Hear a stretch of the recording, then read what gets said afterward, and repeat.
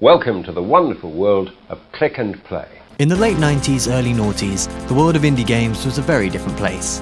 I don't think people even called them indie games back then. People would share them online or get them off CDs free with magazines. No one seemed to be making any money, and no one, it felt like, was really a professional. A lot of amateurs like myself had started making games with easy-to-use tools like click and play, and had gone on to its later derivatives like MMF. There was a whole community based around the weird little games we were making. It was called the Click Community. And the very best Click games inspired awe in us all. Games like Destruction Carnival, Butterfly 660, Eternal Daughter, anything by Mark Pay, or even Space Hurdy. Okay, kid. Let's see you herd some sheep. I'm about 14 at the time. I look like this. My favourite bands are the Smashing Pumpkins and Radiohead. My favourite games are Zelda and Star Fox. And thanks to Click and Play and MMF, I'd already been making my own games since I was 11. I'd finished a few games, I'd abandoned plenty of others. But after watching the first Lord of the Rings film, I was inspired to make the game that I'd always wanted to make. A game with story. A game as epic as Destruction Carnival, or maybe even epicer. So I ran home, I loaded up MMF, I made a man with an epic name, I made a sword with a less epic name, and I knew it wouldn't be long before I'd be playing the game of my dreams. I mean, how hard could it be?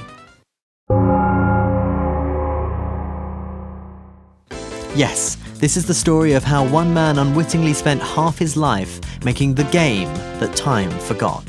Because in the years it took me to make this game in my spare time, we'd seen 3 British Prime Ministers, 2 American Presidents, the arrival of Steam, XBLA, WiiWare, Humble Bundle, the release of Cave Story, Braid, Fez, even Duke Nukem Forever. The world and the indie game scene had left me behind.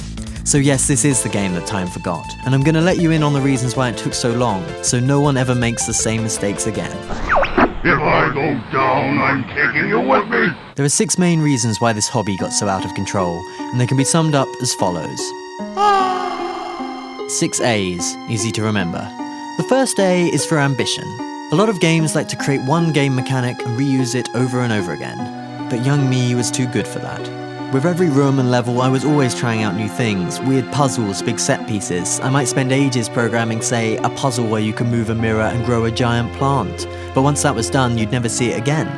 In this way, the first A could also be for ADHD. By constantly hopping to a new puzzle, new baddie, new idea, it took me ages just to finish a single dungeon.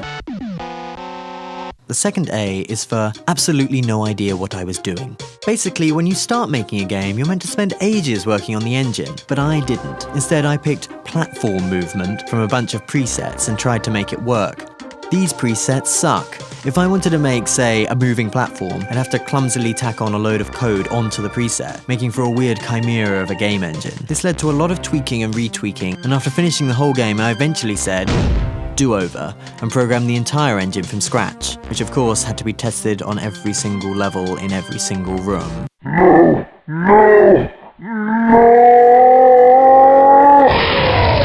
The third A is for all those graphics. The graphic style you choose makes a huge difference in how long it takes to make a game. In my case, I made all the graphics too big. Look at Cave Story Guy or Knit or Eternal Daughter compared to my guy. He's big, and bigger characters means bigger levels, which means more years of my life wasted. My second problem with the graphics was this: consistent lighting.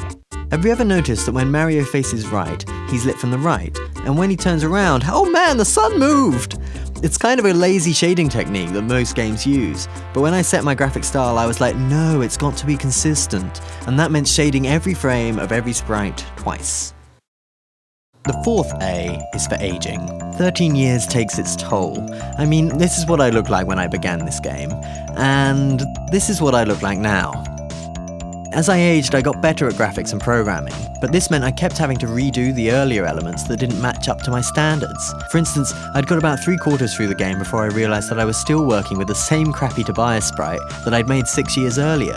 Cue me redoing tons of animations just so he looked passable, and had lovely belt.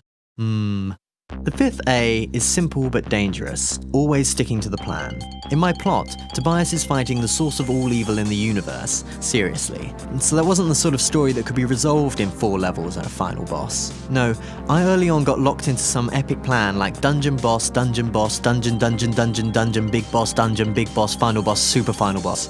So that even when I was at university thinking, shouldn't I have finished this game by now? It just didn't occur to me that I could lose a few bosses and levels and it'd be fine. Always sticking to the plan killed me.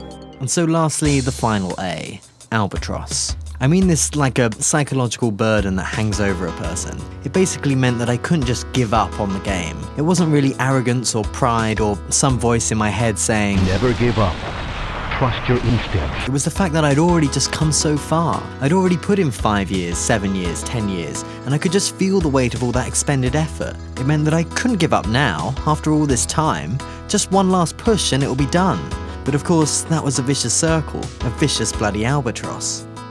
But eventually, I finished with the albatross, and I finished this really weird game with puzzles that are really odd and difficult, with its stupid overwrought dialogue, with its way of starting out being really simple and kind of crappy looking, and gradually getting more complicated and actually pretty good, and those endlessly multi-stage bosses, and its cutscenes trying to be cinematic. I mean, maybe this doesn't hold up to modern standards of an indie game.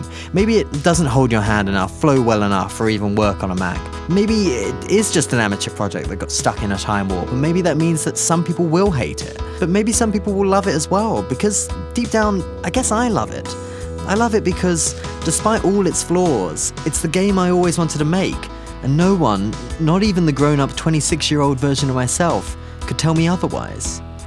While I'm glad of how far indie games have come, and how much I've changed, it does feel good to remember where we started.